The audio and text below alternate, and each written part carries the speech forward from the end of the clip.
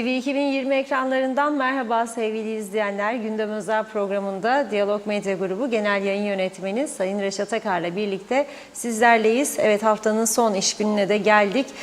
Hemen bugünün konularına bakalım hızlıca. Seçimden önce hem piyasa hem kamu çalışanları hem esnaf 13. maaşların ödenmesini bekliyor. Ödenmesi halinde çarşı bir miktar hareketlenecek. Bu konuda esnafla yapılan röportajlarımız var, yayınlayacağız.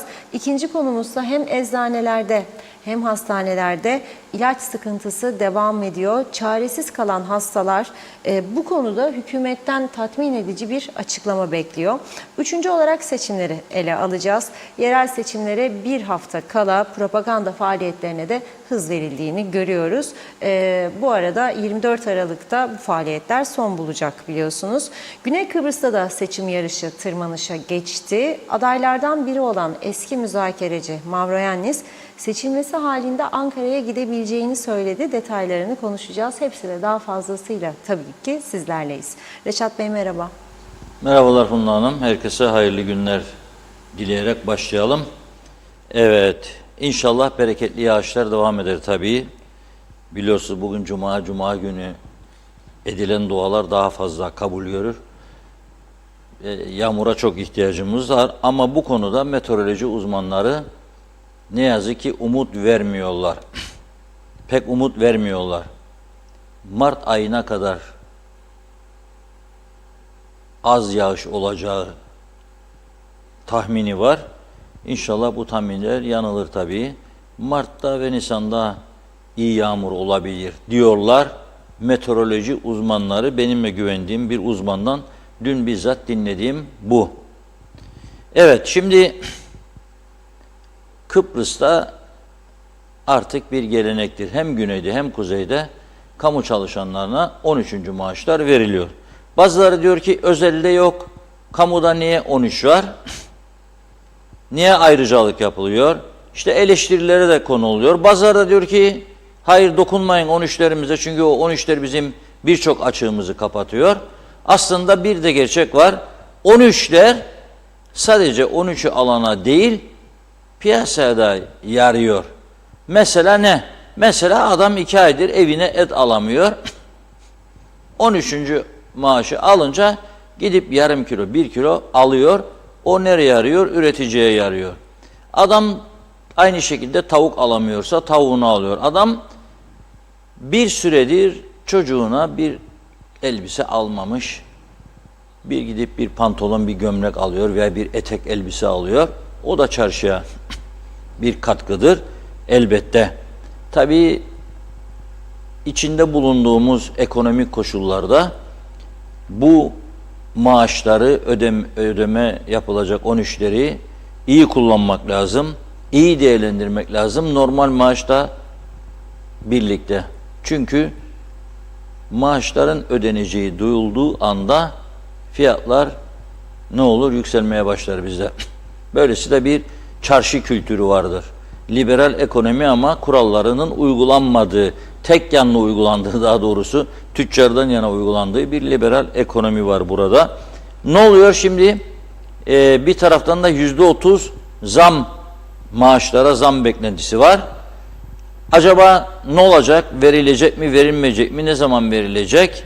Bir taraftan da gene sendikalardan hükümete baskı var. Asgari ücretin en geç bir hafta içinde belirlenmesi yönünde. Tabii ki bu pahalılıkta eğer ki %30 da kamu maaşlarına zam yapılacaksa elbette asgari ücret de bir miktar artırılacaktır, kaçınılmazdır. Tabii ki bazı işletmeler, küçük işletmeler sıkıntı yaşayacak bu konuda, tahmin etmek zor değildir. Ama olacak olan olacak artık. Böylesi bir ekonomik düzende çalışanları da açlığa sevk etmek o da doğru değil. Dengeyi bulmak lazım ve bir de insaf beklemek lazım. Nereden? Çarşıdan, ithalatçılardan özellikle ve toptancıdan, perakendeciden ılımlı bir zam, yani normal kabul edilebilir bir kar oranıyla çalışmaları lazım. Başka ülkelerde olduğu gibi. Hükümet kaynakları 23 Aralık'tan önce 13. maaşların ödeneceğini net bir şekilde söylüyor. Yani benim konuştuğum, görüştüğüm bir yetkili, kaynak sıkıntımız yok, para hazır, teknik hazırlıklar yapılıyor, 23'ünden önce ödenmesi yönündedir çalışmamız. Demek ki önümüzdeki hafta içerisinde 13'ler ödenecek. Teknik çalışma dedikleri herhalde çekler yazılıyor. Bankalara aktarmalar, şunlar bunlar. Onun hazırlığı yapılıyor. Ve bu paraya çok ihtiyaç var. Şimdi esas da dükkan kirasını ödemekte zorlanan veya çalışanların maaşını ödemekte zorlanan küçük esnaf gözleri bu maaşlara dikmiş durumda. Arkadaşlarımızdan rica ettik.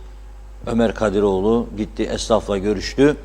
Bakalım esnaf ne diyor 13'ler konusunda, beklenti konusunda, çarşının bugünkü durumu konusunda onların görüşlerini istedik. Sizlerle birlikte izliyoruz. Gidiyor işleriniz. İyidir, çok şükür. Yılbaşı hareketliliği. Başladı, hafiften başladı. Yemekler başladı. Biliyorsunuz birkaç yıldır yoktu. Yemektir, hediyedir. Her şeye rağmen, bütün olumsuzluklara rağmen adamızda insanlar bir şeyler yapmaya çalışıyor. Biliyorsunuz bir alışkanlıklar var, yıllardır devam eden. Kıbrıs'ın Christmas'ı veya yeni yılı kutlaması gerçekten bir alışkanlıktır. Yalnız çok tecrübeli ve bilgili siyasilerimiz bu yıl çok güzel bir olaya da değindiler. Yani bir seçim yaptılar 25'inde biliyorsunuz ve 25'inde Christmas Day'dir. Bu adada 10 binlerce yabancı yaşıyor ve o gün onların çok özel bir günü. Bu kadarını bile düşünmeden siyasiler seçim kararı aldılar. Bunun için de ayrıca ben kendilerini kendimce alkışlıyorum.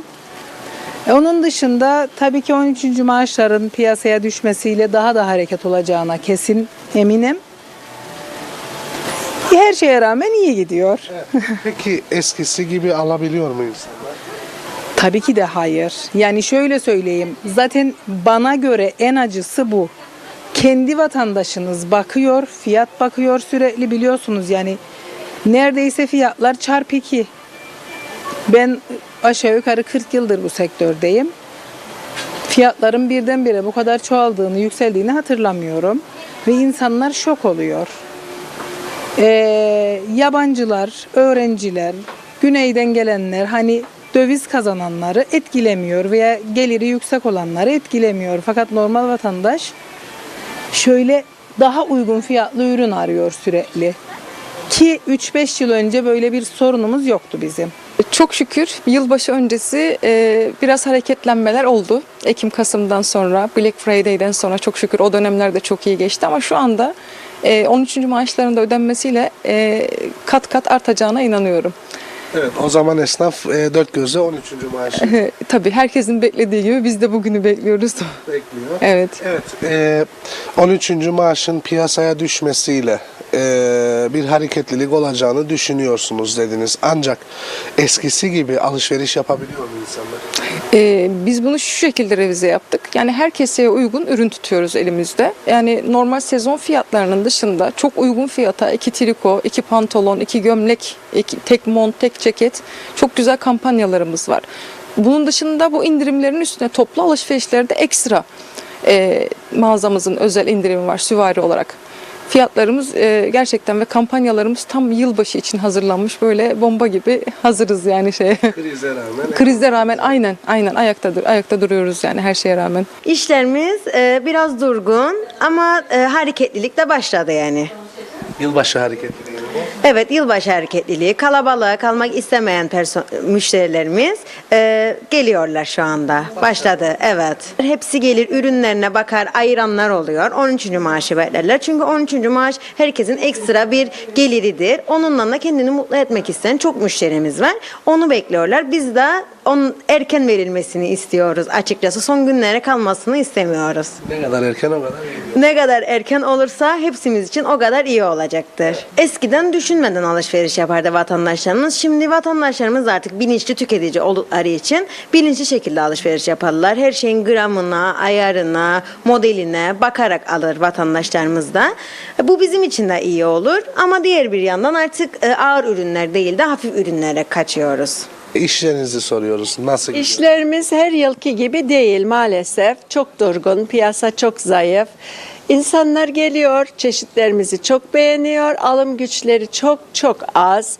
Öncelikle çocuklarımı giydireyim, sonra artarsa kendimi düşünüyorum diyor. Geçmiş yıllarda 3-4 kıyafet alan bayan şimdi bir taneyi çok zor alıyor. Pazarlık yapıyorlar sıkı. 13. maaşları bekliyorlar. Ayrılmış birkaç tane mal var içeride, ayırma odasında. Kapora verdiler, bekliyorlar. Ödenip gelip alacaklar. Kesinlikle yani ben her sene kış sezonunda 4-5 defa mal getirirdim. Bu sene sadece 2 kez getirdim. O bile yetti de arttı bile. Fakat 13. maaştan da çok fazla nasip alacağımızı tahmin etmiyorum. Fazla rağbet yoktur dıştaki eğlencelere, balolara. Benim duyduğum kadarıyla herkes evde ailesiyle geçirmeyi tasarlıyor. Allah yardımcıları olsun. Biz de bekliyoruz burada. Gelenler eskisi gibi alışveriş yapabiliyor mu? Hayır, yapmıyorlar. Kesinlikle yapamıyorlar. Evde nasılsa bir siyah pantolonum vardır. Üstüne bir tane bluz uydurayım diyorlar. Geçmişte çok çok kıyafet alan insanlar dahi almıyorlar. Ama işlerimiz tabii ki yani yılbaşı beklentisinin çok altında. Geçmişe nazaran özellikle yani. Arası belki dolaştıysam bomboş şu anda. Saat daha 8'de geldik. Şu an belki saat 12.1.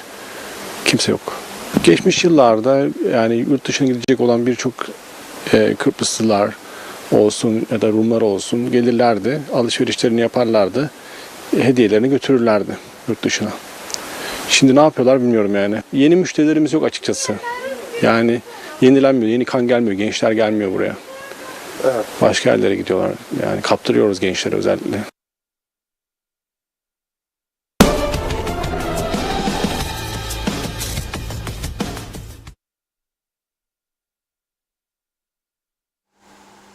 Evet, esnafın kimisi umutlu biraz olsun bir şeyler olur diyor. Kimisi olmaz diyor. Tabii bu arada resmi dairelerin resmi eğlenceleri de başladı.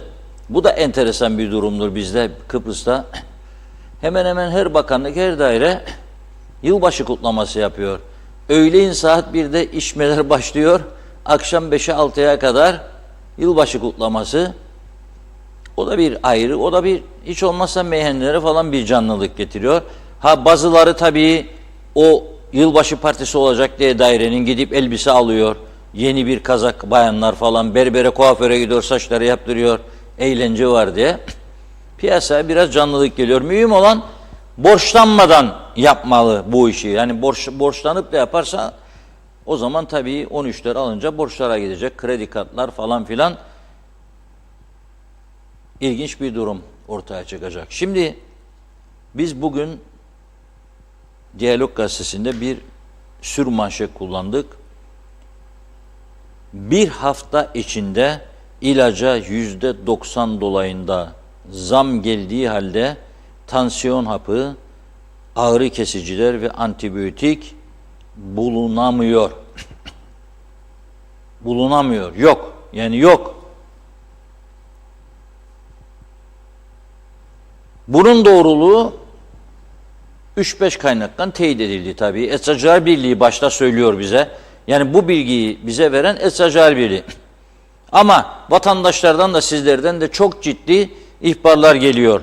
Mesela dün gece köpeğin ısırdığı bir çocuk, küçük çocuk ne yapıyor? Köpeğin ısırdığı çocuk Güzelur Sağlık Ocağı'na götürülüyor. Oradaki nöbetçi hemşire hanım diyor ki bizde diyor tetanus yok. Gidiniz eczaneye bakınız. Eczaneye gidiyorlar Güzelyurt'ta nöbetçi eczaneye. O da diyor bizde de tetanus yok diyor. Ve aile panik halinde ve endişe içerisinde eve gidiyor, sabahın olmasını bekliyor. Sabahleyin de alıp çocuğu Lefkoşa'da bir hastaneye getiriyorlar özel. O hastanede diyor evet bizde tetanoz vardır ve tetanozu yapıyor. Bir başka sağlık sorunuyla ilgili ilginç Facebook paylaşımı gördüm. İzin almadım ama Facebook'ta açık, herkese açık paylaşmış. Dolayısıyla zaten duyulmasını da istediği için herhalde dedim biz bunu okursak bugün o da memnun olacak. Onun için okuyorum. Cezar Sorun'un paylaşımı. Sorundur soy ismi ve sorun yaşıyor ciddi anlamda. Diyor ki bu vatandaşımız, ben diyor nefes darlığı yaşadığım için devlet hastanesinde bakılmak amacıyla 2 defadır kulak boğaz burun bölümünden randevu almak için telefon açıyorum diyor. Ve bana dolu olduğu için randevu veremeyeceklerini söyler. Ben de randevusuz bakınabilir miyim dedim. Olmaz beyefendi demişler. Ancak önümüzdeki haftada arayın. Belki Ocak ayı için size randevu alabiliriz demişler. Benim diyor anlayamadığım, madem ki bu hastaneler bu yükü artık kaldıramıyor ve kapasite yetersiz geliyor, biz halk olarak bu sağlıktan faydalanamıyoruz. Neden siz devlet olarak özel hastanelerle anlaşma yapmazsınız da biz de halk olarak istediğimiz hastaneden hak ettiğimiz gibi hizmeti alalım? Gerçekten anlamış değilim diyor. Anlaşılmayacak bir şey yok aslında. This is TRNC, burası TRNC forever'dir. Yani orada anlaşılmayacak bir şey, her şey olabilir. Bakın bir anda ilaç yok dediler. Başka bir araştırma daha yaptık, kısa bir araştırma. Şimdi ilaçları önüme koymayı arzu ederdim ama sordum, bizim yayın yüksek kurulu kanunlarına göre, kararlarına göre ilaç göstermek yasakmış ekranda. Yani ben bir hap Panadol'un kutusunu gösteremezmişim. Gösterirsaymışım cezaya girermişim. Birçok kanalda, özellikle internet kanallarında sövme sayma da vardır. No problem. Çünkü o yasaya bağlı değildir. Ama bu lisanslı bizim gibi ulusal kanallarda bir takım kurallar getirmişler. Ve o kurallar çerçevesinde konuşturmak zorundayız. İlaçları koyamadım önüme. Basit bir araştırma yapalım dedim. Çevirdim bir eczanenin telefonunu, Google'dan bularak çevirdim yani. Dedim ki başım ağrıyor. Panadol var mı sizde dedim. Dedi ki Panadol'un sıkıntısı vardır. Türk yoktur dedi. Sadece dedi yabancı var dedi. O da bitti mi bitmedi mi bir bakayım dedi. Bak bakayım dedim. Baktı. Dedi vallahi dedi 127 Turkish içinde 20 adet var dedi. 127 Turkish lira içinde 20 tane. Çektim çekmeceyi. Lefkoşa'nın Rum kesiminden bir hafta önce aldığım Panadol'un arkasına baktım reçeteye. Fiyatına. 2.56 24 var içinde 20 değil. Yasak olmasa kutuyu gösterin, fiyat da üstünde yapışılı durur. 2.56 euro. Çarptım kendisini 20 inan.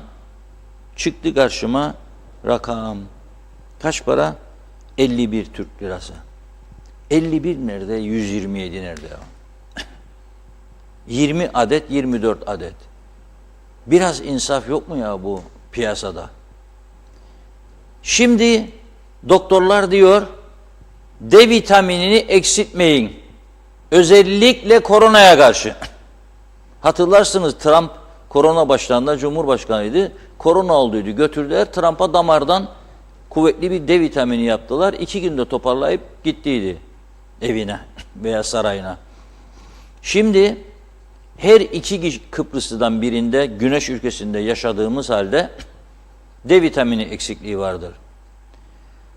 Parası olan vatandaşlar özel laboratuvarlara giderek D vitamini kontrolünü yapabilir. Gittiğiniz zaman da kanınızı almışken dersiniz ki bir de kolesterola bak, bir de demire bak, bir de Kıbrıslarda ürik asit daima yüksek çıkar, ona bak, bir de şekerime bak, bir hesap kitap çıkar ortaya, öde babam öde 2000, 3000. Herkes ödeyemez bunu tabii, zor bir şey. Ama D'yi mutlaka tavsiye ederim size ve demiri ölçünüz. B12'yi ölçmek lazım. 6 ayda bir olsun. Bir yerden kısıp yapmak lazım. Çünkü düşük D vitamini birçok kanser hastalıklarının tetikleyicisi oluyor. Bunu ben söylemiyorum, okuyorum bir hale siteden. Soruyorum doktorlara. Ünlü Amerika'daki hastanelerde görev yapmış olan tanıdığım doktor var.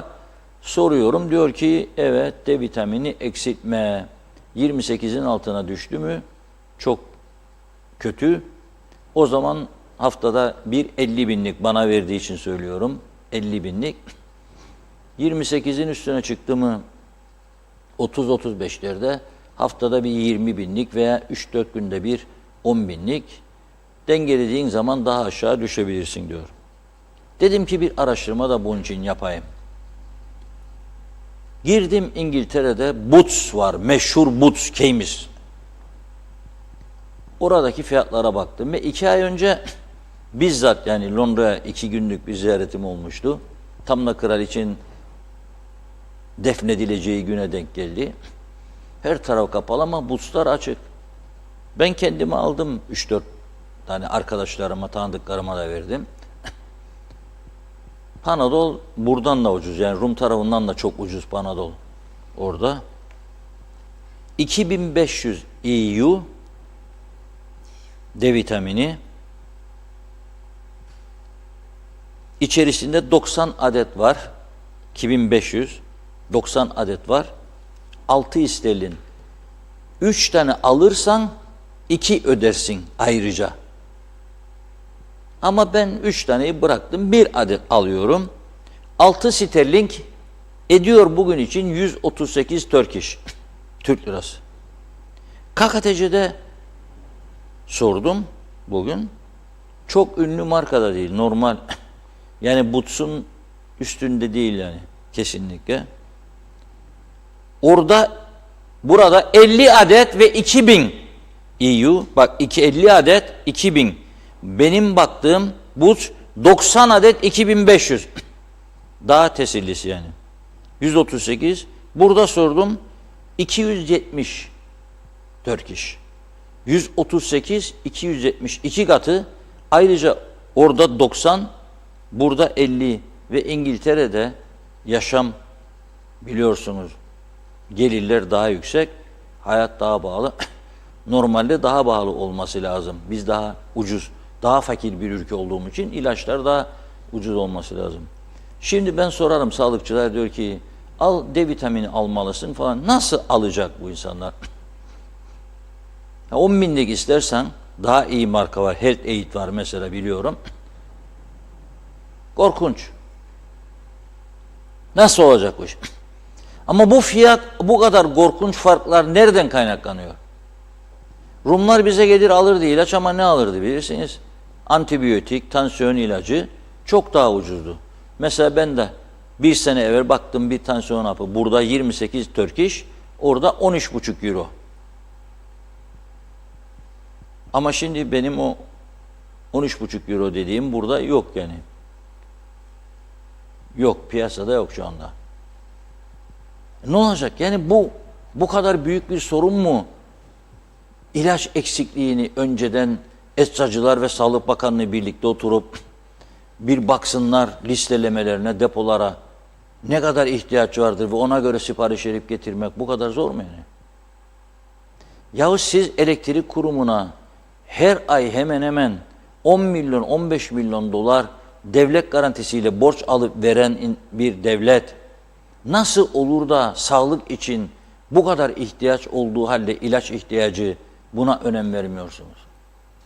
Batak bir kurum, elektrik kurumu 10 milyon, 15 milyon, 20 milyon borçlanıp veriyorsunuz, kuyunun içine gidiyor para.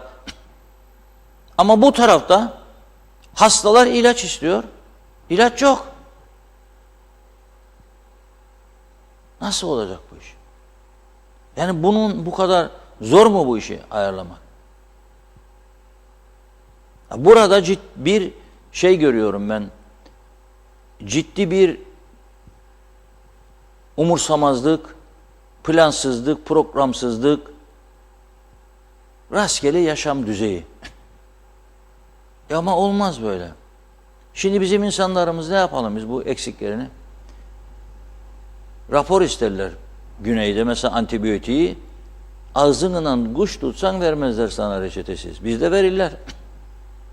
Çok aldım ben. Git eczaneye isterim de falan ilacı amoksilin anında. Kaçlık istesin diye sonra sadece. Augmentin çok kullanılır. Serbest. Ama güneyde öyle değil. Reçetesiz katliyen vermezler. Katliyen. Katliyen yoktur öyle bir şey. Antibiyotiktir falan filan yoktur. Panadolu verirler. Ona bir itiraz yok. Öksürük şurubu verirler. Ama antibiyotik çeşitleri ve diğer birçok ilaç kesinlikle reçetesiz verilmez. O yüzden bu işe bir el atsınlar diyorum. Tamam biliyorum zafer günü yakındır. 25'inde zaferler olacak. Sabahlara kadar davullar, zurnalar çalacak. Herkes bir şeyin zaferini kutlayacak. Kimisi Lefke'nin zaferini, kimisi Karpaz'ın zaferini. Kimisi Lefkoşa'nın, kimisi Girne'nin.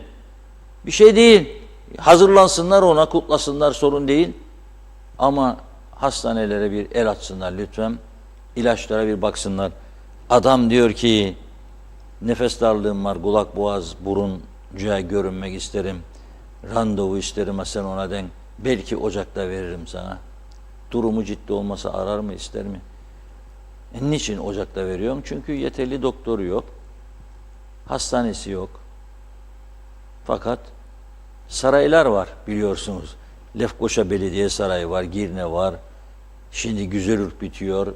Cumhurbaşkanlığı, külliye, mülliye saraylar, oralar yapılmakta müthiş bir hızla. Fakat hastane yok, ilaç yok, doktor yok, malzeme yok. Bir eksiklikler var bir yerlerde. Bunu görmektir mühim olan, görebilmektir. Kaynak yok mu? İnanmıyorum. Bakın sordum 13'leri bana hazır para dediler. Hiçbir sıkıntı yok. Teknik çalışma yapılıyor. Mesela işte çekler mekler falan filan. Çok güzel. Ama bu taraftan böyle bir sıkıntı yaşıyoruz. Evet Funda Hanım. Evet, başlayalım mı? Başlayalım tabii ki. Çok teşekkür ediyoruz sevgili izleyenlerimize. Selçuk Uskan iyi yayınlar diledi. Mahmut Bektaş da, Ömer Bozkaravezirler de Kalimera demiş. Erdal Yarkın da, Mehmet Uluçaylı da kolay gelsin diyor. Yunus Gelir, Şerife Turgay Derya, Fatih Kaplan iyi yayınlar diledi. Cengiz Genç, cumanız mübarek olsun. İyi ki varsınız. Yukarı Bostancı'dan selamlar. Yüzünüz hep gülsün diyor. Milli piyango biletimi soracaktım. Halledeceğiz Cengiz Bey piyango biletini. Osman Bey'e iyi hafta sonları dilerim herkese dedi.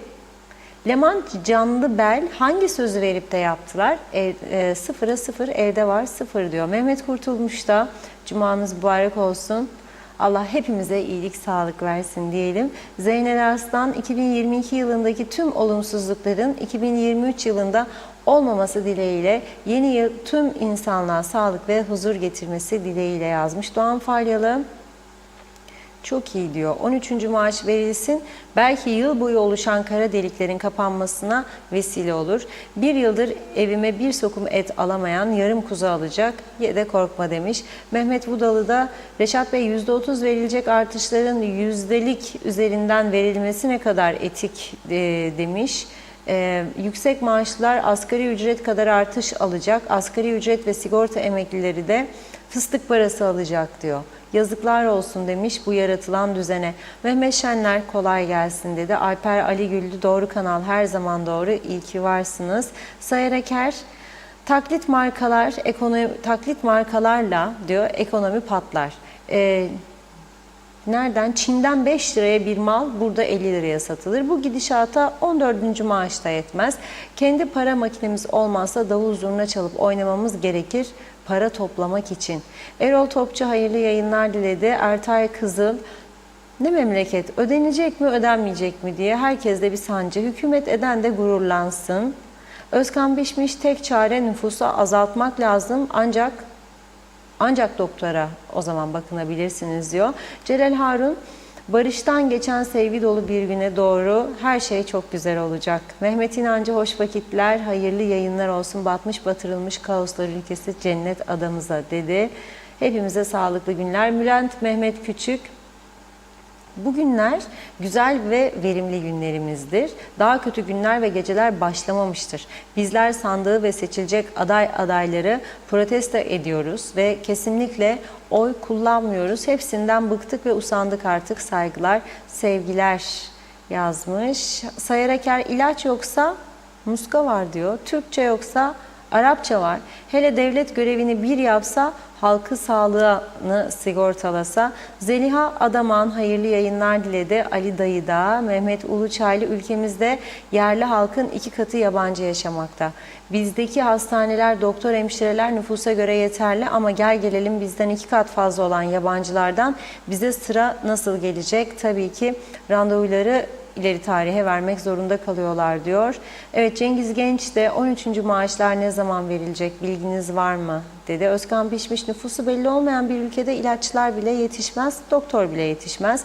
Mehmet İnancı, devlet bir insana değil tüm halkına bakmakla yükümlüdür. Mehmet Uluçaylı, dün akşam Long Beach'te saat 9'da kesilen elektrik gece saat 2'de geldi. Tam 11 saat elektriksiz kaldık, 20'de gelmiş.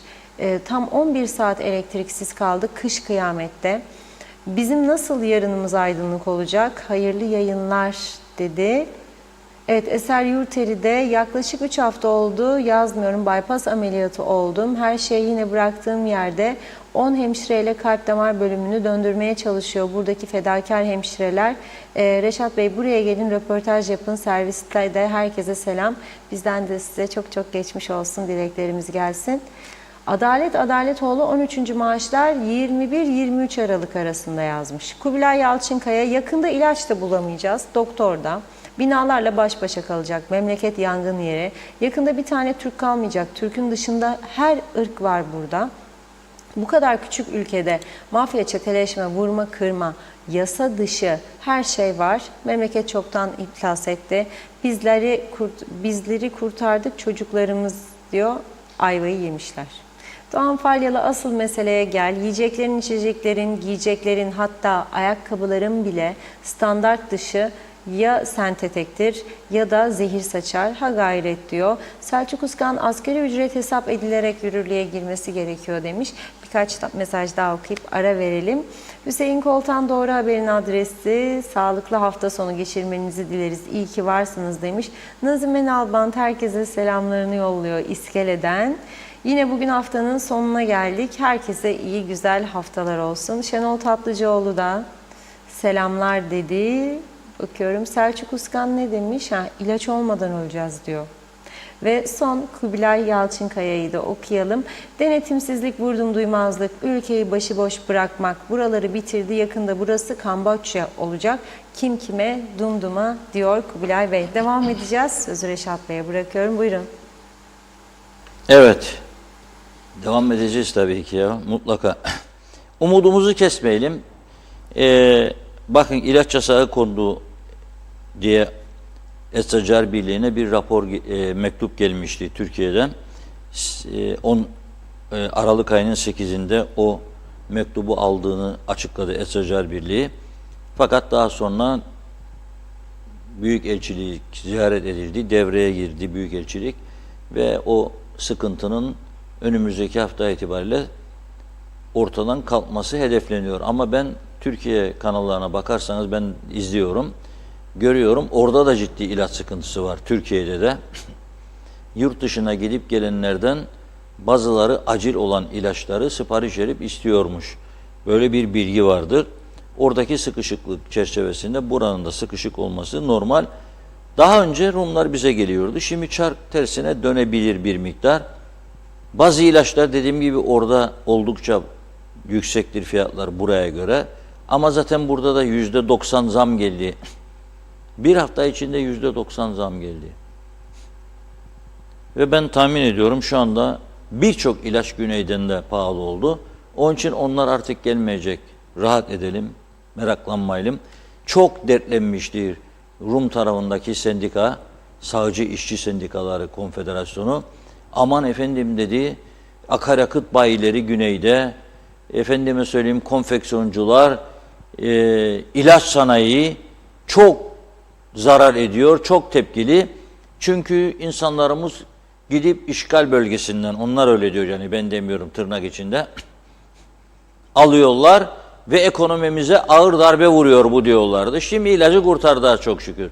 Ama bak akaryakıtta hala da biz onlara balyozu vuruyoruz. Bugün 50 kuruş daha düşürdü hükümet. Dövize baktım düşmedi. Dedim neredendir bu? Aklıma geldi. Uluslararası piyasalar izleniyor. Şimdi böyle hiç bakan odasına girdiniz mi bilmiyorum. Yani girmeyenler böyle bir gitsin görsün. Böyle bakan odalarında bir 20-30 tane monitör vardır. Birinde Fransa borsası, birinde İngiltere Financial Times endeksi, birinde Amerikan, birinde Alman. Böyle bütün dünyayı izliyorlar. O anda bakıyorlar bir yerde ucuzluk oldu mu düğmeye basıyorlar. Biz ondan yararlanıyoruz. Fiyatlar düşüyor. 50 kuruş 50 kuruştur. En çok sevinenlerden biri de Funda Hanım'dır. Uzun yol gidip geliyor. Araba benzin giderleri son bir aydır hiç şikayet etmesin. 2 lira düştü, 1 lira düştü. Şimdi 50 kuruş daha düştü. Benzin sudan ucuz oldu. Zannederim su biraz daha geçecek benzinin fiyatını. Özellikle ithal sular. Fon koyduruyorlar çünkü yerli sanayi koruyacaklarmış. Tamam yerli sanayi koru, sana kimse bir şey demedi ama yerli sanayi dediğin, istihdam dediğin meselede kaç tane yerli çalışır onu da ben merak ederim şahsen. Kaç tane yerli? Yani aynı zamanda bu kadar zam üstüne zam ben görmedim, duymadım hiç. Böyle bir şey olamaz. 2.27 6 adedi Güney Kıbrıs'ta 1,5 litrelik Akros suyu veya Aios Nikolas veya Gikkos 3 tane ünlü markası var. Trodos dağından çıkan doğal kaynak. 2.27 gene 2.20 6 adedi. Yani bu koronadan sonra ve Rusya-Ukrayna savaşından dolayı plastik fiyatlar arttı da bizde de onlar da artmadı yani. Onlarda da arttı. Nasıl oluyor da onlar bu fiyatı koruyor? Çünkü temel maddedir su. Susuz hayat olmaz ya. Adı üstünde su hayattır diyor adam. Susuz hayat olmaz. Sen %500 zam yapıyorsun, stopaj koyuyorsun buraya. Döve döve Türkiye'den gelen suya ve ondan sonra bağlılık olurmuş bu memlekette. Enflasyon yükselmiş. Ya sizin yüzünüzden. Ne yaptığınızı bilmez durumdasınız. Sen koruyacaksan yerli sanayini başka türlü önlemler al. 28 tane ya 26 tane 28 galiba işletme izni nereden veriyorsun? Orada 4 tane de burada 28. Doğal kaynak yok. Kaynak suyu yok. Nereden? Ne yapmaya? Niçin? O da partizanlık. Yani bunları konuşuyoruz tabii. Çok iyi değil biliyorsunuz. Rahatsız olanlar da vardır bu konuşmalardan. Ama bir yerde bunlar konuşulup tartışılmazsa bu işler iyi olmayacak diye düşünüyorum. Yani daha da sıkıntı olacak insanlarda, daha fakirlik olacak. Fakirliğin beraberinde getirdiği çok ciddi sıkıntılar var biliyorsunuz. Nedir bu sıkıntılar? Hepimiz biliyoruz. Tahsilatçıdır, gider parayı toplar, getirip patrona vermez, cebe atar. Ondan sonra Ortaya çıkınca tutuklanır, cezaevine gider. Hadi al sana bir travma aile içinde. Eşi, çocukları, ailesi, anası, babası, kardeşleri nasıl bir travma geçiriyordur? Nasıl yaptın oğlum bunu der. İsteyerek mi yaptım der. Hadi bakalım. Ha, yabancı meselesinde çok haklısınız. Tepki gösteren vatandaşlarıma katılmamak mümkün değil. Mesela dün gene enteresan durum. Narkotik ekipleri bir baskın yapmış. 51 gram metamfetamin, en tehlikelilerinden. 2 adet de ruhsatsız tabanca. Ne yapmaya bu tabancaları bulunduruyorlar sizce? Ne yapmaya? Kendi aralarındaki hesaplaşmalar için herhalde korku verecek. Gene sağ tarafta bakıyorum. Ters yön operasyonu düzenlenmiş. 1,5 kilo uyuşturucu. 1,5 kilo.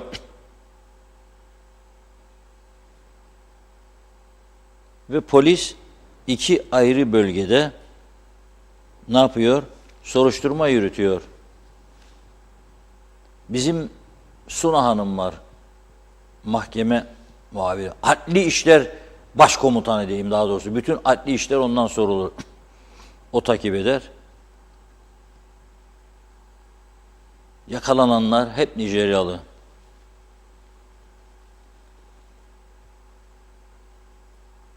Kingsley Ojobo diyor. Obende Habidat diyor.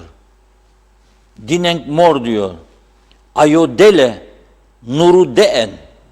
Bunlar tabi biliyorsun milli eğitimden yararlanma için Kuzey Kıbrıs number one in the world eğitim sisteminde dünya liderliğini oynadığımız için az kaldı. Şu anda biraz daha aşağıdayız ama yakında geliyorlar buraya eğitim görecekler diye. Fakat hiç büyük bir çoğunluğu, ezici bir çoğunluğu okulun yolunu bilmiyor. Bir kapağı attım buraya, sonra daha önce gelenlerle buluşmalar başlıyor.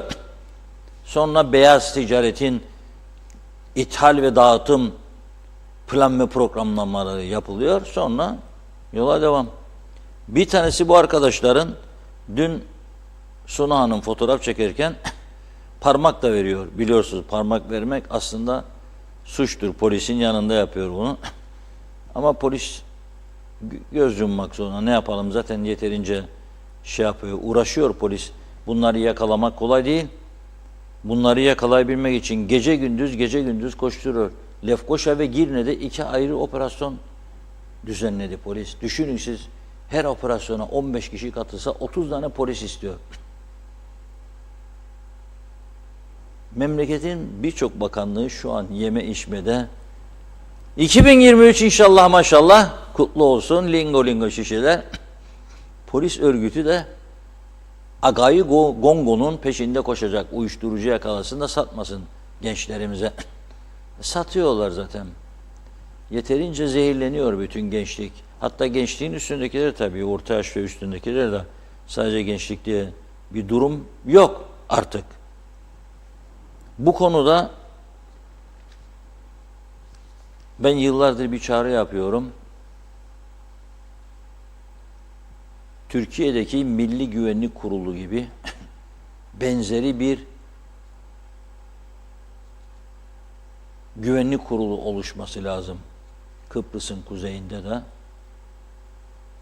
Cumhurbaşkanı, Başbakan, İçişleri Bakanı,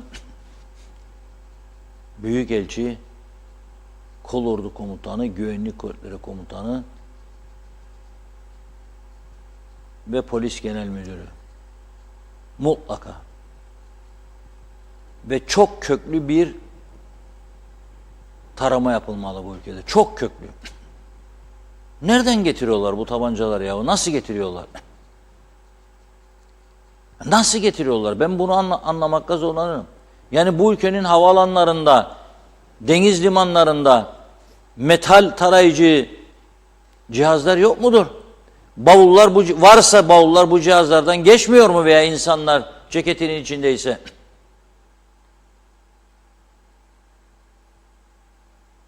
Olacak şey değil. Ya fotoğraflar görüyorum ben, paylaşıyorlar. Tabanca belinde paylaşıyor böyle fotoğraf. Yok mudur bunun bir cezası? Yani bu kadar serbest mi? Dün bahsetmiştim. Yeni Zelanda'da kadın başbakan bir hafta içerisinde yasasında geçirdi, bütün silahları da topladı. Bir baskından dolayı ülkesinde. Bizde o kadar suç patlaması var. Bunlar artık başladı, polisiye de saldırıyorlar, polisi yere düşürüyorlar. Çünkü o uyuşturucu alınca bir o kadar daha güçlü hissediyorlar kendilerini. Tekmelerle, yumruklarla polisi yere deviriyorlar. Yazık değil mi ya, insanlar evlatlarını polis yaptı, dayak yesin diye mi polis yaptı evlatlarını? Ne münasebet. İnşallah diyorum bu seçimlerden sonraki çok büyük zaferler olacak tabii. Her parti kendine göre orası tamam bitti diyorlar. Nereden eminsiniz diyorum. Anketler yapılır. Kimdir bu anketörler? O gizlidir. Ve şunu da görüyorum. Bu seçim dönemlerinde pay koparmaya gayret edenlerin sayısında hızlı bir artış var. Çok yükseliyor. Bir de seninle konuşurken mesela, benimle değil tabii, partililerle, adaylarla, merak etme Osman'cığım diyor, çak bu seçim sendenik. Ama bizim şeyi unutma diyor. Tamam diyor, o da hallediyoruz. Sonra 2 saat sonra öteki aday geliyor, rakibi. Merak etme Mahmut diyor, sendenim diyor, vuruyor çak. O da onunla. Nasıl olacak bu iş? Yani ona çak buna çak, bir istikrar yok. Ama bir an önce bitsin istiyorum ben bu seçimler. Herkes rahatlasın, biz de dahil. Herkes rahatlasın. Çünkü olacak gibi değil. Ha bir de projelere bakıyorum. Bazıları proje açıklamaya başladı. İnanılmaz şeyleri duyuyorum. Ve hala da yani onu da yapacak, bunu da yapacak, bunu da yapacak. Onu da memnun edecek, bunu da memnun edecek, bunu da memnun edecek. Kaynak, para nasıl olacak bu iş? Hazırdır onun projesi de diyorlar. Nerede? Ben böyle bir şey görmedim. Hazır proje gören duyan varsa içinizde, yani gelirler nereden gelecek? Ben ona bakarım. Ve hep örnek veririm. İngiltere İşçi Partisi 20 yıl sonra iktidara geleceğinde 1996 yılı ben orada Cumhuriyet Gazetesi adına seçimleri izledim ve uzunca bir sürede kaldım. Manifestolarını saklıyorum hala da. Hem Muhafazakar Parti'nin hem İşçi Partisi'nin. İşçi Partisi çok basit. Şöyle 2 sayfa biraz kalın kağıda basılmış ve iri puntolar yapacaklarını anlatıyor. 2 şeye önem verir onlar. Bütün Avrupa böyle. Bir sağlık, bir de eğitim. Dediler ki doktor ihtiyacı var. Ve yabancı ülkeden doktor ithali yasaktı. Açacağız getireceğiz dediler. 1. 2. Yabancı ülkelere hasta olacağız dediler. Türkiye'ye yüzlerce hasta olarlar. Türkiye'ye dahil. Birçok ülkeye. Ve dedi 2. Okullarda tam gün eğitim var biliyorsunuz. Bizdeki gibi değil. 2 saat, 2,5 saat o da grev olmasa, hadi evladım sen evine, ben de öğretmen evime, o bir özel derse falan. Yoktur öyle bir şey. 4.30'a kadar ders var. Ne dedi bunlar? Dediler ki 4.30'da okuldan çıkıp evine gidiyor çocuk. Biraz dinleniyor, yemeğini yiyor, açıyor çantayı, ödev yapacak. Anne 8'de gelir işe, herkes çalışıyor orada, baba 9'da gelir veya 8'de gelir. Çocuk bekliyor. Anlamadım dersi diyor. Ödevlerime yardımcı olun diyor. Hangi kafayla kim nasıl yardımcı olacak? Bunun olamayacağını, devam edemeyeceğini ve eğitimde düşüş olduğunu gördükleri için dediler ki homework club'lar açacak. Ev ödevleri kulübü. Nasıl olacak? Öğrenci sınıfta anlamadıysa öğretmene diyecek ki siz bana diyecek bu dersi anlattınız ben anlamadım ödev de verdiniz. Nasıl yapacağım anlamadığım bir dersi? Ben sizden özel takviye isterim. O öğretmen mecburdur bir öğrenci de istese kalacak 4.30'dan sonra işte o saat ek mesai alacak 4.30'dan sonra. Peki bunu nasıl karşılayacak sistem? İşte bu iki konuyu karşılamak için dedi ki o zaman haftada bir sadece cumartesileri oynanan sayısal loto, National Lottery, bir de çarşamba oynatacak dediler. Yaklaşık bu kadar para alacak sayısal lotodan, çarşambaları eksi olduğunda o paranın bu kadarı sağlıkta, bu kadar yeni hastane, bu kadar doktor, ilaç, bu kadarı eğitim, yeni okul ve bu homework club'lar. Yaptı mı adamlar bunu? Yaptılar. Çarşamba ve cumartesi oynanıyor mu? Oynanıyor. Bu kadar basit.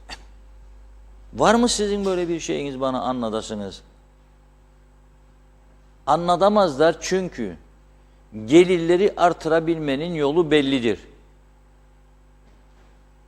Nedir? Kanalizasyon, su artıracaksın. Nedir? Emlak vergisi artıracaksın. Artırabildiğini. Saldıracak vatandaş. Diyecek ki hizmet vermezsiniz de bir de bunu isterse yandık gittiyse o yok. Onu şimdi söylemiyorlar onun için. Onu da yapacak, bunu da yapacak. Nasıl? Gökten para yağacak inşallah. O zaman olacak. Ben de dün, önceki gün sizlere demiştim ki bir sonraki seçime hazırlık yapıyorum. Helikopter pisti kuracağım. Bir tane fuar alanı. Fuar alanı kapatıyorum bir defa. Sanayi Bakanlığı'yla 3. Dünya Savaşı'nı başlatıp Lefkoşa fuar alanı kapatıyorum. İstiyorsanız AKM vardır orada, boştur. Gidin AKM'de kurun büfeleri, Şam içi lokma ne yaparsanız yapın. 5-10 tane de üretici firma gelsin oraya. Tamam fuar oldu. Ama ben senede sen 10 gün fuar yapacaksın diye 365 gün bu kadar büyük alanı kapalı tutamam. Ortasına bir güzel helikopter pisti yapacağım. Kafeteryalar yapacağım. Yolcular beklerken helikopterin kalkış saatini orada vakit geçirsinler. Ondan sonra helikopter kalkacak. Çatalköy'den Girne'ye gidemeyen vatandaşlar. Çünkü Lefkoşa'ya gelmek için Çatalköy'den veya Ozanköy'den, Belabaş'tan çıkacak. Girne'den geçip de gelecek. Geçemiyorlar. Yarım saat, 40 dakika, 45 dakika. Nüfusu Girne'nin 20'ye, 30'a, 40'a, 50'ye katlandı. Daha da katlanacak. Maşallah inşaat patlaması son sürat. Nasıl çözecekler? Alternatif yol. Yapacaktık da edecektik de işte öyleydi de. Minibüsler problem. Vallahi o bizim değil. Ulaştırma Bakanlığı bilmem ne dayayacak. Nasıl çözecek bu işi? 10 tane helikopter dayayacağım oraya. Dolmuş seferi. Helikopter dolmuş. Gidecek gelecek, gidecek gelecek. Tüfekçiyle de konuştum. Hüseyin Tüfekçiyle. Helikopter piskini 5 günde yaparım abi sana dedi. Hiç merak etme dedi. Dedim 2 tarafa da isterim ama 5 gün birine 5 gün birine yaparak dedim. En sağlamından. Hiç merak etme. Proje hazır. Proje hazır. Helikopterleri nereden bulacağım? Bir sonraki sefer de onlara açıklayacağım. Nasıl bulacağıma dair helikopterlerin parasını, finansmanını onu da açıklayacağım. Evet Funda Hanım. Var mıyız? Devam mı istiyorsunuz? Yok. Mesajla okuyabilirim de. Mesajlar gitti mi? Yok gitmedi. Vallahi olmaz. Bütün izleyicilerimiz bizi Gider eleştirir mi ha. hiç? Tabii ki. Hemen başlayayım. Şarjla ilgili arada problem yaşıyoruz ama halledeceğim. Evet. Ramazan Zaza Aslan'ın mesajında kalmıştık. Kolay gelsin diyor. Lütfen mesajımı okuyun. Tabii okuyalım. Seçim arifesinde ilaç yok, doktor yok ama diyor UBP'nin bakanları, milletvekilleri ev ev gezip diyor kağıt veriyorlar. Seçimden sonra işbaşı yapın demiş. Mehmet İnancı Türkiye grip oldu Sayın Akar. Bizim memlekette zatürre olurmuş bu durumda nefessiz kaldı. Selçuk Uskan Türkiye ilaç ham maddelerini Almanya'dan alıyor. Almanya ise savaşlar var diye taleplere yetişemiyor. Almanya'ya eksik ilaç bırakmak istemiyorlar. Zamlar ve yokluk bundandır demiş. Nazime Nalbant da Reşat Bey ne olacak böyle zararlar? İlaçları kimse bulamıyor. Halkın sağlığıyla kimse oynamasın, yazık günah değil mi diyor. Zamlardan başka ne yapıyorlar? Elektrikler de kesildikçe herkes çok şikayet ediyor. Bunun sonu ne olacak böyle soruyorum. Haberin doğru adresi TV2020'miz iyi ki var demiş. Her şeyi bizlerle paylaşıyorsunuz. Çok teşekkürler. Mehmet İnancı, ülkede stres son sürat devam. Stresin yarattığı hastalıklarda da diz boyu aştı Sayın Akar. Allah Kıbrıs Türk'ünü korusun demiş. Salih Mullalı, hükümet 13. maaşları borçlanarak mı veriyor yoksa halktan tüyledikleriyle mi? Sayar Aker, siyasiler arkalarına bayrakları alırlar. Halkı bol lafa boğarlar. Alkış olmayınca surat asıp kaybolurlar. Bilmezler ki aç ayı bile oynamaz demiş. Mustafa Cici Baba, kısacası memleket tansiyon, şeker, kanser hastalıkları hortladı. Neden mi? Sinir, stres. Esat Yaramış, adaylar gezerken araçların aksı kırılır, garibim yaya kalır.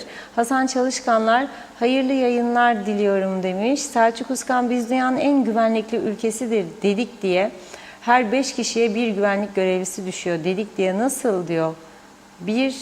Her ailede 2-3 polis var, 2-3 asker var diyor. Dünyada bu hiçbir ülkede yoktur demiş. Kısacası bize belalı insanları yollamaya başladılar. Dünyanın en güvenli ülkesiyiz. Bu sebepten dolayı kim bize bunları yolladı diyor. Nijeryalılar bunları diyor Amerika mı yolluyor demiş. Sahte Amerikan hükümeti yolluyor diyor. Afrikalı değildir bunlar. Nerelidir? Amerikalıdırlar demiş Selçuk Bey. Şüphelerim var. Kim biliyor? Herkes konuşsun demiş. Herkes eteğindeki taşları döksün. Yüksel Öner, Sayın Reşat Akar 20 sene önce bana yardımcı oldunuz diyor. Elmas Tokay bana gönderdi diyor. Röportaj yaptı. Bir tek diyor sana kalpten oy verebilirim demiş. Selçuk Uskan, gerçek nedir? En güvenli ülkeyiz dünyada. Bunun için çok çalıştık. Turgay Gezen, her geçen gün artan hayat pahalılığı insanlara hayatı zehir etti. Fakat çok enteresandır. İnsanlar bu pahalılığın esas nedenini ve kaynağını sorgulayacakları yerde sorunun kaynağı olan insanlardan sorunlarına çözüm bulmalarını bekliyorlar. Mehmet Bey, kendi ürettiğimiz hellimi, portakalı, mandalinayı bile doya doya yiyemiyoruz. Bir portakal suyu 50 lira olur mu? Selçuk Uskan, daha önce gelmediler bu kişiler diyor. Dünyanın en güvenli ülkesini ilan ettikten sonra geldi bu siyahi vatandaşlar demiş Selçuk Bey. Arif Mustafa Cüce, Mersin Tömük'ten selamlar, iyi yayınlar diledi. Bir mesaj daha okuyup ara verelim. Nazan Gözdağ, hayırlı yayınlar, Londra'dan selamlar. Reşat abi, beni de müsteşar yapacaksın ona göre demiş. İsmet Sencer de hayırlı akşamlar, harikasınız diyor. Çok çok teşekkür ediyoruz. Ve sözü Reşat Bey'e bırakıyoruz. Buyurun. Evet, çok teşekkür ediyoruz. Dikkat eder misiniz? Bilmiyorum. Hatırlayanlar var mı? Bu ülkede adaylık konusunda rekor dünya şampiyonu olabilecek bir kişi vardır. Tahmin ediniz bakalım kimdir? Her Cumhurbaşkanlığı seçiminde aday oldu, her belediye seçiminde aday oldu. Kimdir? Size soruyorum. Sadece bu belediye seçimlerinde aday olmaması beni şaşırttı çok. İnşallah sağlığı yerindedir. Çünkü o bu seçimlerin renkli tarafıydı, renkli simasıydı. En azından söyledikleriyle insanlar bravo başkan falan derlerdi, yap derlerdi. Her seçimde oylar 5-10 tane arttığı halde bu seçim aday olmadı. Ben biraz yadırgadım bu durumu. İnşallah dediğim gibi sağlık durumu iyi olur. Renkli simasıydı. Tüm seçimlerde aday olmuş. Tüm ama. Belediye seçimlerinde de Cumhurbaşkanı seçiminde de. Fakat bu seçim göremedim adını, üzüldüm. 67 tane belediye başkan adayı var. Bir daha olsaydı 68 ne olacaktı? Üstelik o haritalarla gelirdi televizyon programlarına. ve harita üstünden yeşil hattı 3'e 4'e böleceğini anladırdı. Haspolat arıtma nasıl çalışacak? Bunlara çok açıklık getirirdi. Fakat bu seçim girmedi. Kim olduğunu sizlere bırakıyorum. Yazacaksınız. Biz de doğru bileni alkışlayacağız buradan. Güney Kıbrıs'ta biliyorsunuz Şubat ayında seçimler var. Kuzey Kıbrıs'ta 25 Aralık belediye seçimleri, yerel seçimler. Güney Kıbrıs'ta Şubat başkanlık seçimleri. Yunanistan'da hemen arkasından Nisan-Mayıs genel seçimler. Türkiye'de Haziran Cumhurbaşkanlığı seçimi. Belki de Haziran'ı daha erkene alacaklar. Türkiye hareketlenmeye başladı biliyorsunuz. Yani son günlerde bayağı ciddi tartışma programları düzenleniyor. Seçimlere yönelik, gelişmelere yönelik İmamoğlu meselesi falan bir yığın konu. Tabii Türkiye hapşurduğu zaman Kıbrıs'ın kuzeyinde herkes satüre olur. Onun için biz Türkiye'deki seçimlerin demokratik bir şekilde, çok güzel bir şekilde, kardeşin kardeşi kırmadığı bir şekilde sonuçlanmasını çok arzularız. Üzülmeden güzel bir seçim yaşansın diyoruz. Güney Kıbrıs'takileri de hazırlanıyor. Seçim anketlerinde 3. sırada görünmekle birlikte Akel Partisi'nin adayı uzun zaman müzakereci olarak görev almıştı. Kıbrıs meselesinde, toplumlar arası görüşmelerde müzakereci Andreas Mavroyiannis. Mavroyiannis dün bir açıklama yaptı ama önce şunu söyleyeyim. Dedi ki ilk 100 günde seçilmem halinde yapacaklarımı Ocak ayının başında açıklayacağım dedi. İlk 100 günde ne yapacağım ben Andreas Mavroyiannis olarak?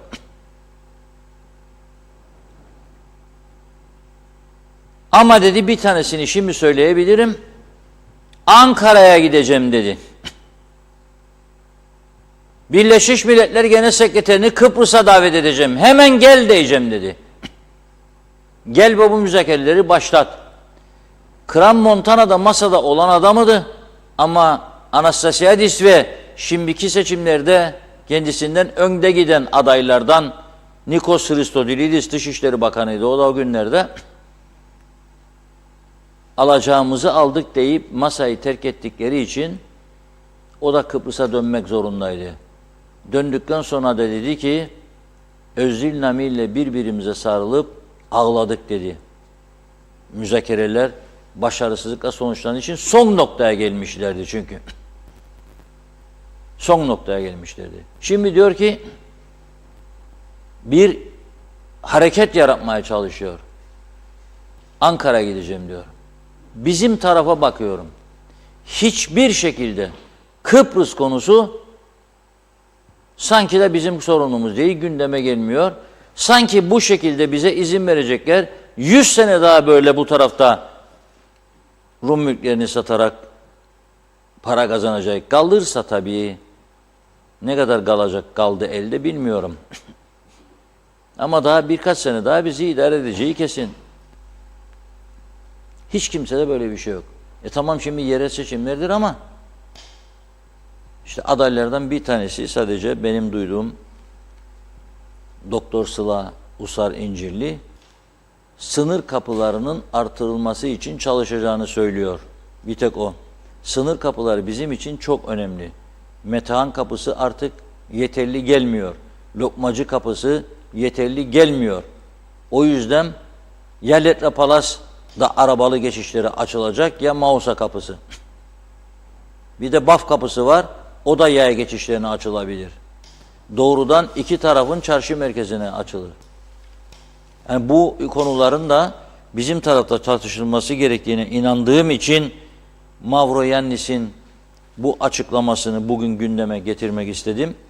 Ve tekrar ediyorum, onlar da genel seçimlerde, Cumhurbaşkanlığı seçimlerine hep öncü konu Kıbrıs sorunu.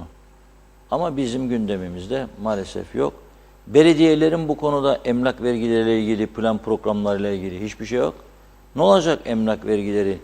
Hele en azından yeni konut satışlarında biraz belediyelerin gelirlerini artırıcı önlemler alınması lazım. Bu da ancak yasal düzenlemeyle mümkündür. Birisinden o konuyu da duymadım. Belki ben atlamışımdır. Ama gündemlerine almasında fayda görüyorum bu konuyu. Çünkü son derece önemlidir ki hem gelirlerini artırmaları açısından hem de Rum mülklerinin satışından elde edilecek gelirle taşınmaz mal komisyonunu parasal yönden güçlendirmek açısından. Ki Rum mallarını resmi olarak Türk malına çevirebilsin, parasını ödesin, Türkleştirsin. O zaman kuzeyde bizim varlığımız daha bir anlam taşır, ciddi anlam. Şu anda koltuk eğridir. Böyle bir tarafa doğru meyilli. Allah yar ve yardımcımız olsun, acısın. Çünkü bu eğri oturmanın sonu güzel olmaz. Benim düşüncem budur diyorum. Ve yüksek müsaadelerinizle bugün sizlere unutulmaz bir şarkı dinletmek istiyorum. Enstrümental olacak. Bakalım adını kaç kişi bilecek. Buyurun.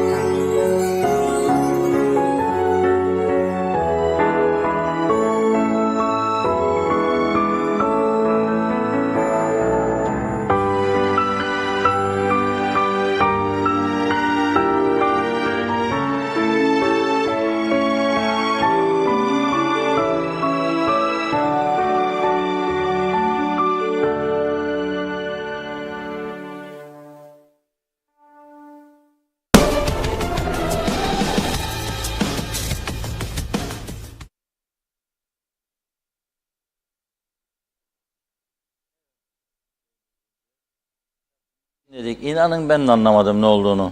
Dürüst konuşmak lazım. Ben Besame Mucho şarkısını verdim. Ama bu çıktı. Bilemiyorum yani. Söylüyorum, güneyden bu tarafa doğru Hintli büyücülerden bir şeyler geliyor. Toz duman üflüyorlar buraya doğru. Bizi de etkiliyorlar. Ben Besay Muço derdim. Ama bu şarkının adını sorun, vallahi billahi ben de bilmem. Bugün kısmet böyleymiş diyeceğiz. Yapacak başka bir şey yok. Evet, şimdi biz gerçek hikayemize dönelim. Nedir gerçek hikayemiz? Seçimlere dönelim. Lefkoşa, Gazi Mausa ve Girne 3 tane bölgeden adayların isimlerini açıklamıştık ve demiştik ki zafer kimin olacak? Doğru bilen ilk 10 kişiye kalpli kolye, diğer 10 kişiye de kalpli bilezik vereceğiz demiştim. Sıra geldi nereye? Güzelyurt'a. 6 ilçeyi söz verdik. 4. ilçeye geçiyoruz. Ondan sonra gelecek sıra Lefke'ye, sonra gelecek İskele'ye. Güzelyurt'tan Mahmut Özçınar mı, Osman Bicen mi, Reşat Kansoy mu? Bilene hediye garanti. Söz veriyoruz. Hediye garanti 10 tane kolye, 10 tane de kalpli bilezik vereceğiz. Bu arada tabii bu saat bayilerde Diyalog Gazetesi kaldığını bilmiyorum. Hatırlatmam lazım sizlere. Bir piyango kampanyamızın 3. ve son bölümünü dün başlattık. Yine bazı okuyuculardan şikayetler geldi, bulamadık, edemedik gazete diye. Ben de ne yaptım? Arkadaşlarla toplantı yaptık. Dedi ki son haftamızdı. Bir şey verelim diye karar aldık. Yedek kupon. Bugün size 2 tane kupon verdik. Birisi 3. haftanın 2. kuponu, birisi yedek kupon. Yani dün alamadıysanız bir şey kaybetmiyorsunuz. 2 kuponu kesiyorsunuz. Biz dünün yerine 2 kupon vermiş olursunuz. Dünkünü de kapsamış oluyor. Onun için bu kampanyayı kaybetmemek adına almadıysanız Diyalog Gazetesi'ni alınız. Bulunduğunuz bölgenin marketlerinden, bayilerinden kaldıysa diyorum.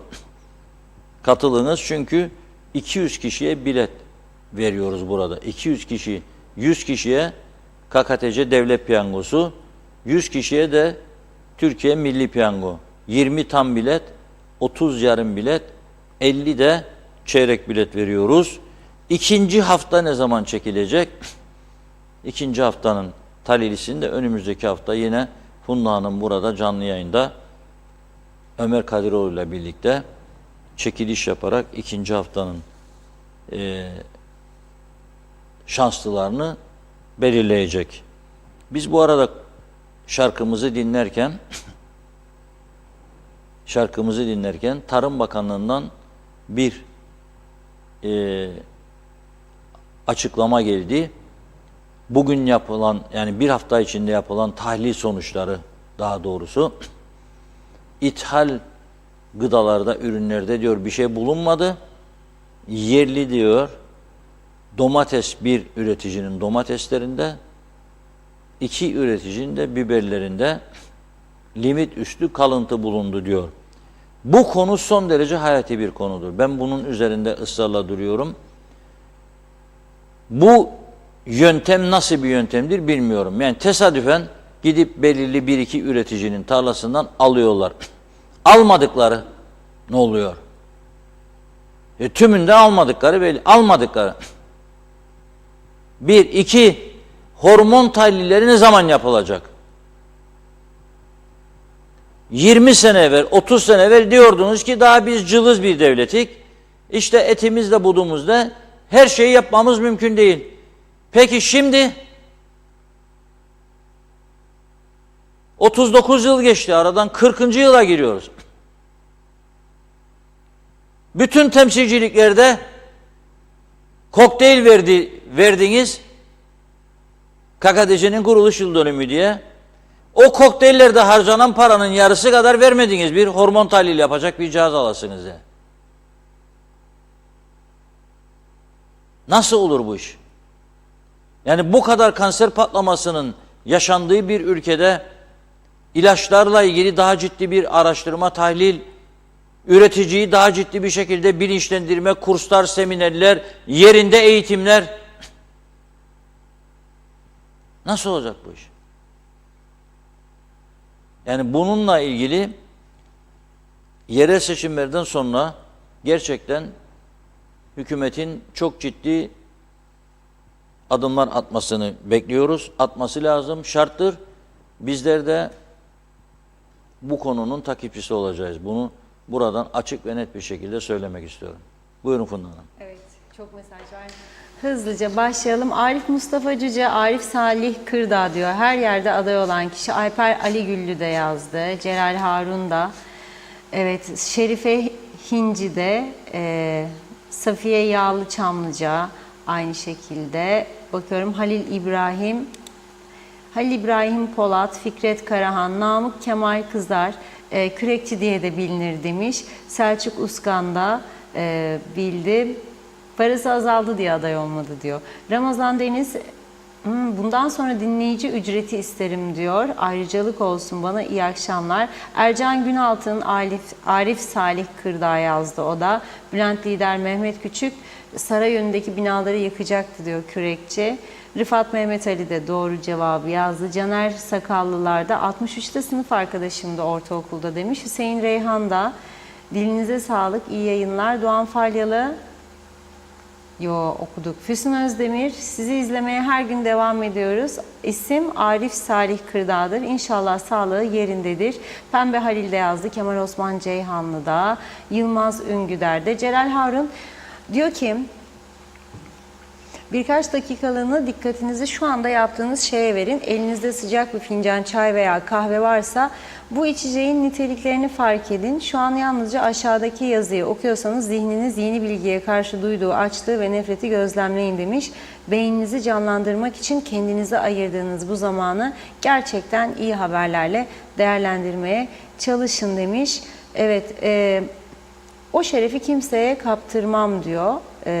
Bayındırlık ve Ulaştırma Bakanı Erhan Arıklı, Türkiye'nin ilk yerli ve milli elektrikli otomobili TOG isimli aracın ithali için çalışma başlatıldığını açıkladı. Kuzey Kıbrıs'a gelecek ilk TOG'un direksiyonunda kim olacak sorusuna bu şerefi kimseye kaptırmam, direksiyonda tabii ki ben olacağım dedi. Hasan Nihat Erduran, Araba Ahmet Köşkü Çiftlik Akıncılar Çağlayan kapıları var, lehimize diye açmaz, sözde Kıbrıs Cumhuriyeti diyor. 1 Taksim 3 eksik ve anayasal olmayan cumhuriyet bu demiş. Celal Harun, Salahi Turel Uçkan, Lapta Alsancak Çamlıbel Belediyesi adayı, ona desteklerini belirtti. Selçuk Uskan, dünyada her ülkede siyaset ve ordu ara ara kapışıyor. Galiba yalnız Amerika mıdır? Bülent Lider Mehmet Küçük, Birleşmiş Milletler'in hayaletleri merhabalar demiş. Ali Uzun, şarkının adı Gökkuşağı dedi. Doğan Falyalı da demiş ki böyle diyor, beleş mesaj yazmak yok diyor. Mesaj yazacak olanlar 50 lira ödemeli, pahalılık var demiş. Hasan Nihat Erduran'ın mesajı var. O da müzikle ilgili. Fatma Palabıyık'ta Arif Salih Kırdağ yazdı. Selçuk Uskan, sallama çay mı içelim diyor. Bülent Lider Mehmet Küçük de Allah uzun ömürler versin Arif Bey'e yazmış. Evet, Güzel Yurt'la ilgili Hasan Nihat Erduran, Güzel Yurt hükmen galip bence demiş. Mehmet Uluçaylı, mutlu sağlıklı hafta sonları diledi. Bülent Lider Mehmet Küçük, Mahmut Özçınar diyor, garantidir demiş. Yüksel Öner de Mehmet Biçen için aynı şekilde. Vacit Davulcu, sizden bir ricam var. İskele Turnalar eski muhtarı Vacit Davulcu, ricam şu, ben pazarcılık yapıyorum. İşe geç kalmamak için gece saat 3'te yolculuk yapıyorum. Ardından o gün pazar günü olduğundan her hafta olduğu gibi avcılar Karpaz bölgesinde avlanmaktadır. Bazı kendini bilmeyen sözde avcılar tasarrufunda bulundurdukları köpekleri avlanma diye yol kenarına aç susuz bırakmakta. Bir de karşıdan gelen kişiyi gördüklerinde arabanın uzun farlarını karşıdan gelenin gözlerinin içine kadar lambalarını yakıyorlar diyor. Sonuç itibariyle yaptıkları davranış kazaya sebep olmaktadır. Önlem alınması için kanalımız tarafından ikaz edilmesini arz ediyoruz demiş. Lütfen yayınlarsanız seviniriz. Cenk Didem Harbay Seren, Mahmut Özçınar dedi o da, Füsun Özdemir de. Mehmet İnancı, herkese mutlu akşamlar, renkli rüyalar yazmış. Şerife Hinci, Güzel Yurt'tan Mahmut Özçınar, Girne'de Zeki Çeler diyor. Hasan Nihat Erduran 40 yaşında 63'ten beri üzerine ambargolu ve ulaşımsız, ne mutlu Birleşmiş Milletler'e. Fevzi Mehmet Çağoğlu iyi yayınlar diledi. Zehra Sencer de Karpaz'dan sevgilerimle diyor. Süpersiniz yazmış. Çok teşekkür ediyoruz. Fevzi Mehmet Çağoğlu, Mahmut Özçınar Güzel Yurt'ta kazanır diyor. Hasan Nihat Erdoğan, halk AB ve Güney'e bağımlı vaat ve projelere itibar etmiyor. Türkiye ile biz bize olduğumuzda farkında herkesin. Halkın nabzı bu gördüğüm kadarıyla demiş. Necdet Mavi Gözlü, ancak şimdi yetişebildim diyor. Konuları bilemediğim için yorum yapamayacağım dedi. Mehmet Kurtulmuş güzel bir hafta diledi o da. Ve tamamladık mesajları. Hasan Bey cevap vermiş. Çok teşekkür ediyoruz. Reşat Bey buyurun. Hayırlı akşamlar Funda Hanım, Reşat Bey. Cumanız mübarek olsun. Allah sizleri nazarlardan korusun. İyi ki varsınız. En büyük TV 2020.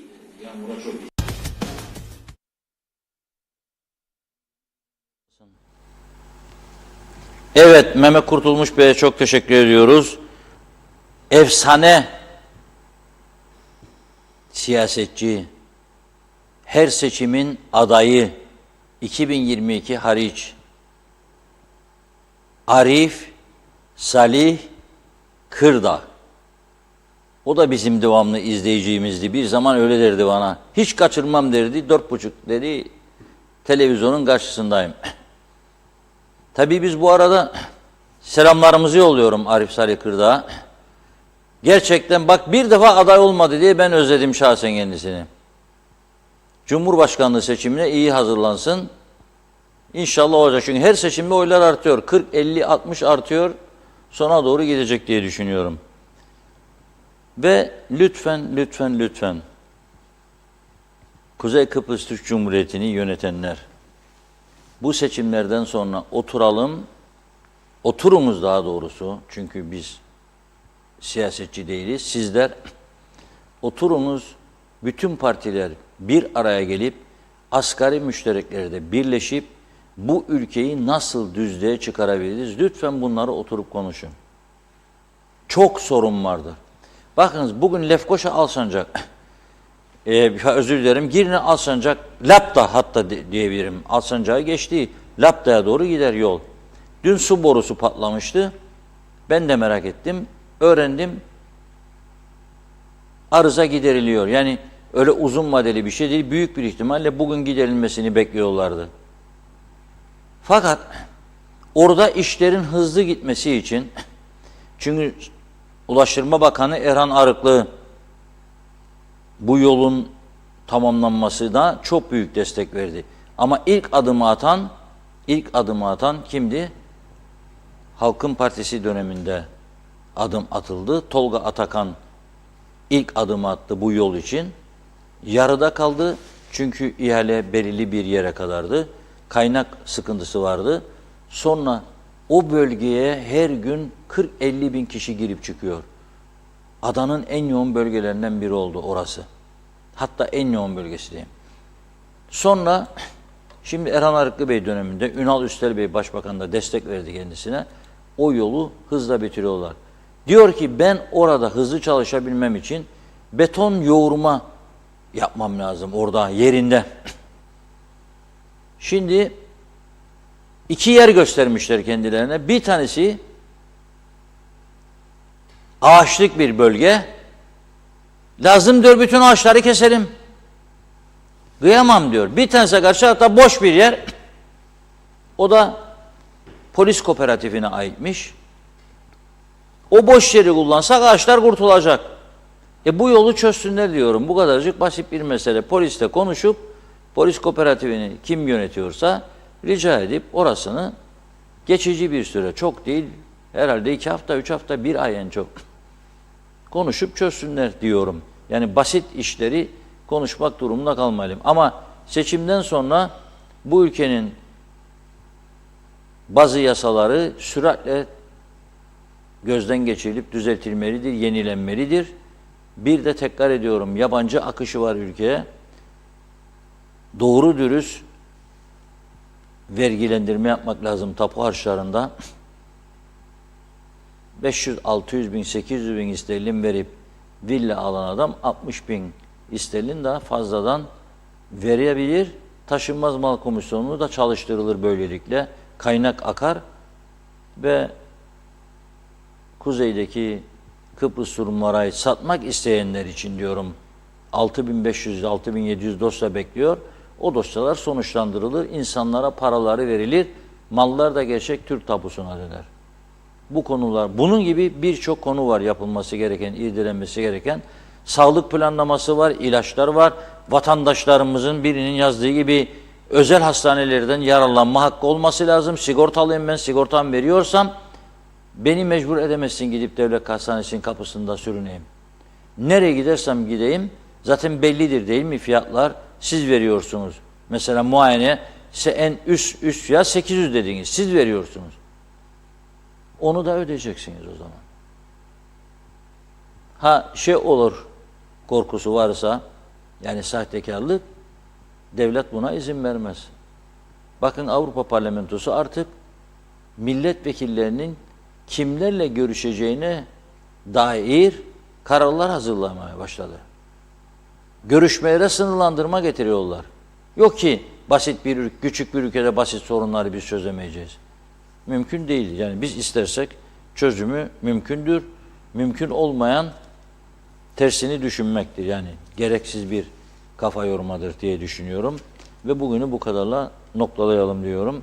Önümüzdeki hafta pazartesi günü inşallah güzel haberlerle karşınızda olacağız. Zafer haftasına da 5-6 gün kalmış olacak. Cuma'ya kadar götüreceğiz. Pazar gecesi de tabii buradan ne olacak? Canlı yayın olacak. Onun için Funda Hanım'a iyi bakmak zorundayız. O gece çok yoğun işler olacak. Herkesin burada. Herkes görev alacak. Bizler tabii hep beraber.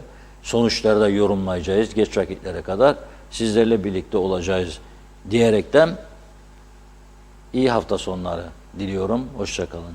Çok teşekkürler değerli yorumlarınız için. Evet sevgili izleyenler, Gündem Özel programımızın bugünlük bu haftalık sonuna geldik. Sağlıklı güzel bir hafta sonu geçirmenizi diliyorum ben de. Yeniden görüşünceye dek hoşça kalın.